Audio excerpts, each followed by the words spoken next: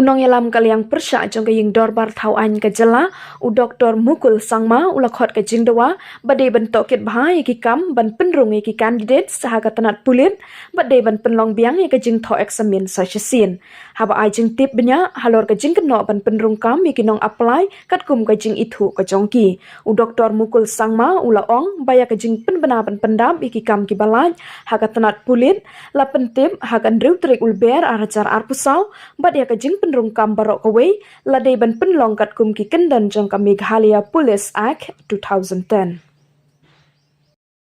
The various narratives that is being generated in the social media, it will naturally draw the attention of our citizens of the state and will definitely draw the concern of responsible citizens and responsible leaders. Rather, it should draw the attention and concern of every sensible citizen of the state. I have gone through the various comments, the comments which is based on the reaction which came out as an offshoot of this press release by the Central Recruitment Board, Meghalaya Police. Now, in this whole narrative, there are allegations that in some of the recruitment centers, the people on duty at the time of this written examination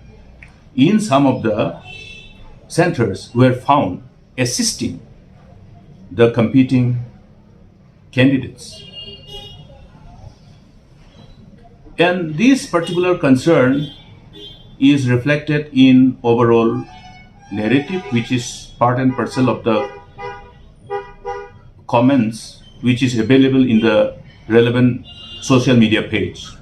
Therefore, there's a reason for all of us to see that this kind of allegations in the whole process of recruitment,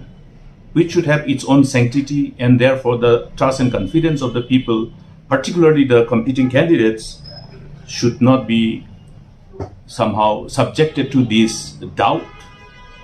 and therefore suspicion and therefore the resultant questioning of the integrity of the whole recruitment process.